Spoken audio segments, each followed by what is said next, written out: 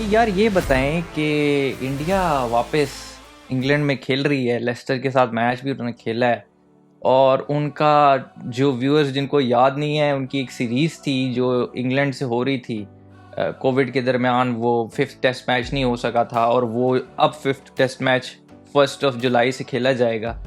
तो उसके बारे में आपका क्या व्यू है भाई? उसके बारे में ज़रा आप बताएं ना। यार ये उस पे समरी व्यूज चल रही है उस अगर सीरीज़ की अगर अभी। जी जी बिल्कुल। अगर अगर अभी तक न्यूजीलैंड वाली सीरीज ना हुई होती इंग्लैंड न्यूजीलैंड की, तो फिर शायद मेरे तासुरात थोड़े चेंज होते। लेकिन अभी जिस तरह जिस तरह खेला है इंग्लैंड, जिस तरह इंग्लैंड ने न्यूजीलैंड को हराया है, तो मेरे ख्याल में प्रोबेबिलिटी है कि इंग्लैंड जीत जाएगा।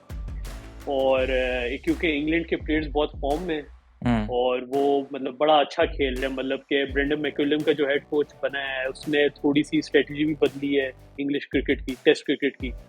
और उसके साथ साथ अगर हम देखें तो एक सेटबैक भी आ गया इंडिया के पास कि रोहित शर्मा को कोविड हो गया। बिल्कुल। तो अनफॉर्चुनेटली वो तो कैप्टन भी थे। अब देखते हैं कि विराट कोहली कैप्टन बनते हैं दोबारा हाँ, फॉर द यही लास्ट टाइम या जो हम पॉइंट शुरू में एपिसोड के जब हम बता रहे थे कि रोहित शर्मा कोविड की वजह से उनका जो रैपिड टेस्ट हुआ था वो पॉजिटिव आया, पीसीआर टेस्ट किया था। अभी तक I don't know, as of recording तो उसकी कोई खबर उस तरह नहीं आई कि पॉजिटिव आया कि नेगेटिव आया है, लेकिन डाउटफुल हैं। फर्स्ट तक डाउटफुल ओके। हैं। तो विराट कोहली का देखते हैं कि अब उनको लास्ट एक अपॉर्चुनिटी मिलती है कैप्टन करने की दोबारा इंडिया को कि नहीं। That is up for debate. लेकिन व्यूअर्स के रिमाइंडर के लिए कि अभी 2-1 से इंडिया सीरीज़ लीड कर रहा है, and it would be a big deal कि इंडिया अगर इंग्लैंड को हरा देता है, वो भी रेड हॉट इंग्लैंड को, जो उस सीरीज़ में जो इंडिया के खिलाफ इंग्लैंड थी उसका बिल्कुल खेलने का अंदाज डिफरेंट था। जैसे उमैर ने बताया अभी कि बेन स्टोक्स और ब्रेंडन मैकुलम के बाद ये इंग्लैंड बिल्कुल ही ख़तरनाक किस्म की इंग्लैंड नज़र आ रही है। अगर हम समरी पे रिज़ल्ट पे उनका नज़र डालें कि ये 4 टेस्ट मैचेस हुए थे, पहला टेस्ट मैच ड्रॉ हो गया था और दूसरा इंडिया जीता। तीसरे में बड़ी ज़बरदस्त कमबैक किया इंग्लैंड ने और ये क्लोज इनकाउंटर ही हुए थे। और फोर्थ मैच फिर इंडिया जीता और उसके बाद फिफ्थ नहीं हो सका जो अब हो रहा है। तो जो बिल्कुल। सिलेक्शन के मसले मुझे लग रहे हैं इंडिया में ज़्यादा लग रहे हैं, क्योंकि रोहित के बाद अब उनको नहीं पता कि गिल के साथ कौन ओपनिंग करेगा। उनके पास ऑप्शन है भारत की, जिसने मतलब भारत 50 भी स्कोर की है लेस्टर के वाले मैच बिल्कुल। में। और दूसरी उनके पास में ख्याल है ऑप्शन है मयंक को उन्होंने बुलाया है, if I am right. Mayank Agarwal को बिल्कुल। उन्होंने रिकॉल किया है ना स्क्वाड में। हाँ और हाँ, वो रोहित शर्मा की जो उसकी जगह रिप्लेसमेंट में उसको बुलाया है, हाँ, अग्रवाल रिप्लेसमेंट को। तो नहीं, एज अ बैकअप के लिए बुलाया कि अगर रोहित। मैंने एज अ बैकअप रखा है, बिल्कुल। हाँ हाँ। और उनके पास एक ऑप्शन ये भी है कि वो पुजारा से ओपनिंग करा लें। तो opening slot up for grabs है कि कौन मतलब ओपनिंग करेगा। मयंक के लिए मुश्किल हो जाएगा थोड़ा, मुझे लगता है भारत का पॉइंट ज़्यादा है क्योंकि वो खेल भी रहा है, प्रैक्टिस में भी है, स्कोर भी किया है। और जो दूसरा उमैर इसमें लगता है कि बड़ा डिसीजन होगा, वो होगा कि तीसरा फास्ट बॉलर कौन मतलब ये खिलाएंगे शमी और यार बुमराह के साथ। बिल्कुल, तीसरा फास्ट बॉलर शामी तो होगा ही होगा, आपका सही है, बुमराह भी होगा ही होगा। सिराज जिस तरह हम देख रहे हैं वो उस तरह परफॉर्म नहीं कर सक रहा। हम्म। तो थर्ड ऑप्शन पे वैसे बड़ी क्रिटिकल चीज़ आपने पूछी है। आप क्या कहते हैं इस बारे में कि थर्ड बॉलर कौन होगा इनका यार इसमें? अब सिराज ने लास्ट सीरीज तो में तो बड़ी अच्छी परफॉर्मेंस दी थी, लेकिन आईपीएल और उसके बाद उस तरह हम्म, नहीं चल रहा। तो मैं भी श्योर नहीं हूँ कि किसको खिलाते हैं। उमेश, मुझे पर्सनली शुरू से ही उमेश बहुत पसंद है। पता नहीं इंडिया अच्छा। ने उसको शायद हैंडल सही नहीं किया और उसको उस तरह चांस नहीं मिला, लेकिन मेरे से पूछें तो मैं तो शायद उमेश की तरफ ही जाऊं। लेकिन देखते हैं अब इंडिया की क्या सोच है। उनके पास हैं तो सही सैनी, शांत वगैरह पड़े हुए हैं। अब देखते हैं क्या किसको जाते हैं। चले, वो तो चले, बॉलर्स तो चले हो गए, लेकिन बैट्समैन में अगर आप देखते हैं कि जो पिछले 4 मैचेस हुए हैं इंग्लैंड और इंडिया के टेस्ट मैच में, विराट कोहली उसमें परफॉर्म नहीं कर सका बिल्कुल। हम्म। और मतलब उसके बारे में क्या आप समझते हैं कि विराट कोहली परफॉर्म करेंगे, अपनी फॉर्म वापस लाएंगे? यार मेरा तो बड़ा दिल है कि परफॉर्म करे, और इनकरेजिंग साइंस है इंडियन फैंस के लिए भी और क्रिकेट फैंस के लिए भी कि उसने प्रैक्टिस मैच में हाफ सेंचुरी की है और थोड़ा टच में नज़र आया है।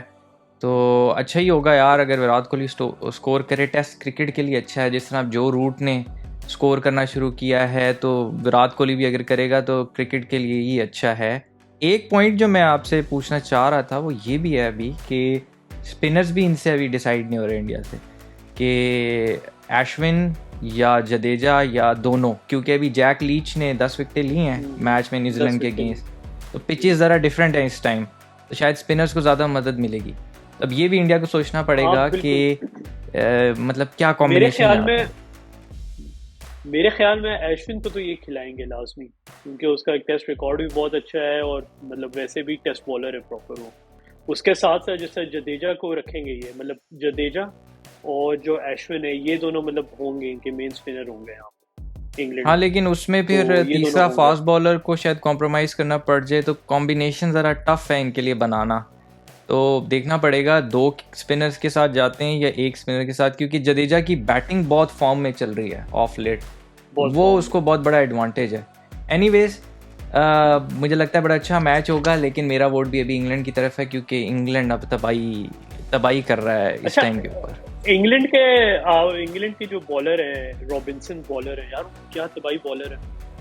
हाँ, लेकिन वो इस स्क्वाड में नहीं है मेरा ख्याल है इस दफा, क्योंकि वो मुझे नहीं बात समझ आई वो कि हालांकि उसने 9 मैचेस खेले और 39 विकेट्स हैं उसकी। यार उसका ना एशेज में उसकी पेस भी कम है वैसे, और उसकी फिटनेस का भी मसला है थोड़ा, वो वेट का उसका थोड़ा इशू है। आई don't know if he is fit और नॉट, लेकिन इंडिया के खिलाफ इन्होंने वो ट्विन ब्रदर्स डाले हैं ना आपके ओवर्टन्स, तो ओवर्टन्स बिल्कुल उनका देखते हैं कि वो कैसी परफॉर्मेंस करते हैं। अगर फर्स्ट टाइम होगा कि आइडेंटिकल ट्विंस एक टीम के लिए खेलें और मतलब स्पेल को भी दोनों बॉलिंग करें, तो देखते हैं, वो भी एक एक्साइटिंग फैक्टर है काफ़ी। बाकी आप जो इंग्लैंड की तरफ भी ना काफ़ी ज़्यादा डिफिकल्टी डिसीजन कि किस प्लेयर को रखें, किसको निकालें।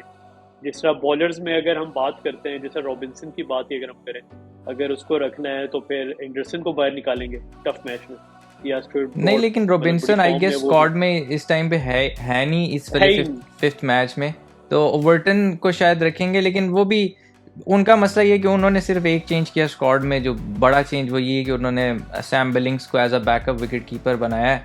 लेकिन देखते हैं, अभी उनके पास इतने प्लेयर्स हैं यार, उनको जो भी वो खिला देंगे मुझे लगता है वो परफॉर्म ही करेगा तो उनके लिए मेरा नहीं ख्याल कोई मसला। अच्छा, बैकअप मेरे ख्याल में इसलिए रखा होगा क्योंकि फॉक्स को कोविड हो गया था। बिल्कुल, शायद इस वजह से यही रीजन है विकेट कीपर बैट्समैन की, मेरा ख्याल है उनकी डालने की। Don't try, you're disappearing now.